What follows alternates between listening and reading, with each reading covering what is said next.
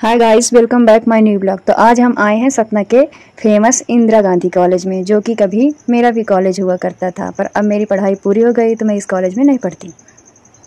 किसी काम से मैं यहाँ से गुजर रही थी, तो जब मैंने कॉलेज को देखा तो मेरी यादें ताज़ा हो गई। फिर मैंने अपनी फ्रेंड से बोला कि चलो कॉलेज चलते हैं। इन दिनों तो एडमिशन ओपन है, तो एडमिशन की वजह से जो यहाँ नहीं पढ़ते उनको भी जाने के लिए एंट्री मिल जाती है गेट के अंदर। तो फिर इसी का फ़ायदा उठाते हुए मैं भी गेट के अंदर प्रवेश कर गई और फिर मैंने सोचा यहाँ पर एक ब्लॉगिंग बना लेते हैं। कॉलेज के दिनों में हम यहाँ रोज़ आते थे, बहुत सारी मस्तियाँ करते थे, पढ़ाई भी करते थे, दोस्तों से मिलते थे, सर मैम से भी काफ़ी लगाव हो गया था। पर वो समय रुका नहीं, पता नहीं कब कहाँ कैसे गुम हो गया और ये दिन हमसे इस तरह दूर हुए कि इस जीवन में अब कभी वापस नहीं मिल सकते। इंदिरा गांधी कॉलेज सतना के सारे कॉलेजों से काफ़ी ज़्यादा सुंदर है। यहाँ की बिल्डिंगें काफ़ी पुरानी और पौराणिक राजाओं के ज़माने की हैं। कॉलेज की बिल्डिंगें आज के ज़माने की आधुनिकता की कम, ऐतिहासिक पौराणिक मुगल काल की ज़्यादा लगती हैं।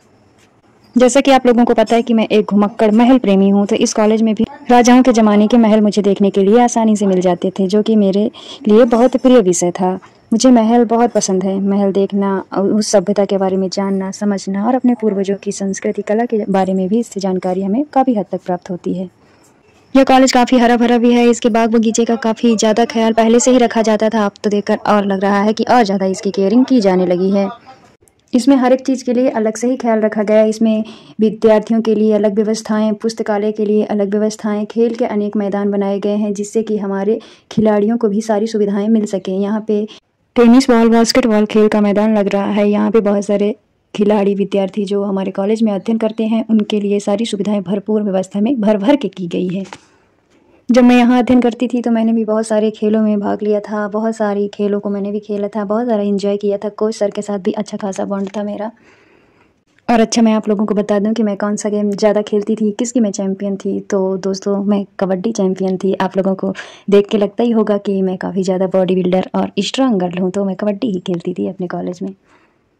खेल खेल में ही एक बार मेरे हाथ में काफ़ी ज़्यादा गहरी चोट लग गई थी, जिसकी वजह से पूरे हाथ में सूजन हो गया था। तो फिर मेरे फादर ने बोला कि ऐसा गेम मत खेलो जिससे आपकी बॉडी डैमेज हो। तो फिर उसके बाद से मैंने कबड्डी को बाय बाय बोल दिया था। इस कॉलेज का हर एक पार्ट बहुत ही बखूबी रूप से डिज़ाइन किया गया है और बहुत ही अच्छा है।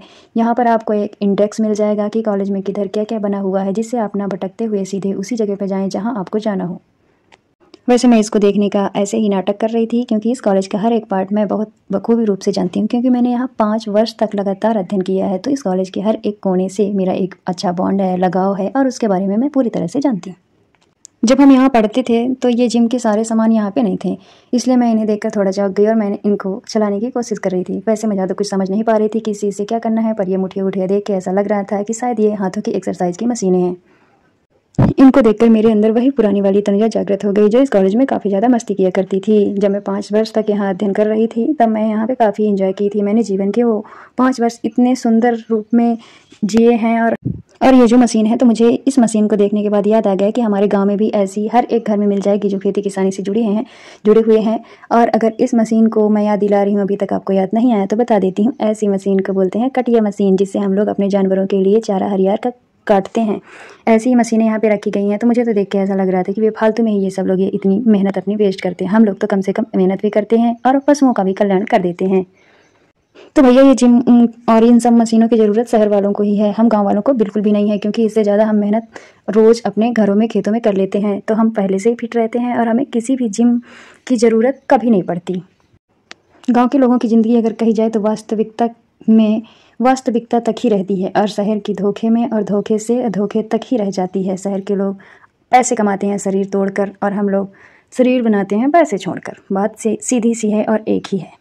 ये सारी मशीनें मुझे ज़्यादा तो समझ में नहीं आ रही थी, पर सारी मशीनों को मैंने एक एक बार कम से कम यूज जरूर किया था। मैं बोली, ऐसी कोई चीज़ है जो मेरी समझ में ना आए? जिस तरह बने आड़ा टेढ़ा तिरछा, ऊपर नीचे, हर तरह करके देखना चाहिए। और ऐसा करने में आप सच में जीवन के उस असली आनंद को अनुभव करते हैं, जिससे हम अब आधुनिकता के दौर में काफ़ी ज़्यादा दूर जाते जा रहे हैं। दिखावे और ढोखलेबाजी में हम अपने आप को भूलते जा रहे हैं। दिखावा बिल्कुल भी जीवन में नाम मात्र का नहीं रखना चाहिए। वास्तविकता की ज़िंदगी वास्तविकता में ही जीनी चाहिए, और अपने तरीके से।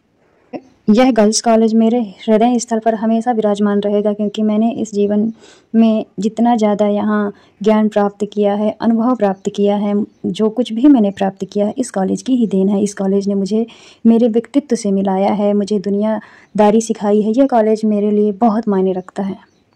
और आप लोगों को एक बात और बता दूं, मेरे वो दो चुनु मुनु फ्रेंड है ना, वंदना और आकांक्षा, इसी कॉलेज की देन है। मेरी उनसे दोस्ती यहीं हुई थी। और भी बहुत सारे दोस्त हैं, जैसे पूजा शुक्ला नाम की लड़की मेरी बहुत ही अच्छी दोस्त थी, संध्या सिंह वो भी बहुत अच्छी दोस्त थी। ऐसे मैं हज़ारों नाम गिना सकती हूँ जो लोग मेरे दिल के बहुत करीब थे, जिन लोगों ने भर भर के प्यार मेरे ऊपर बरसाया है। उन लोगों का मैं जीवन भर आभार व्यक्त करूँगी कि मुझ जैसी आम सी लड़की को उन्होंने इतना खास और प्यारा सा दोस्त बनाया। Thank you so much my all friends. वैसे अपना जहाँ हम विद्या अध्ययन करते हैं वह जगह हमारे लिए मंदिर से भी ज़्यादा पवित्र हो जाती है, इसलिए यह मेरे लिए मंदिर भी है। इस कॉलेज में जब कभी भी मैं एंट्री करती हूँ तो सबसे पहले मैं इस कॉलेज पे मत्था टेकती हूँ। अब इसके बाद मिलने वाली है वो जगह जहाँ हम रोज़ जाते थे और इस कॉलेज में जो हमारी मंजिल हुआ करती थी। लेकिन आप लोगों ने गेस किया होगा कि अभी तक इतना ज़्यादा चलने के बाद भी वो जगह नहीं मिली, जिसका नाम है हमारी क्लास।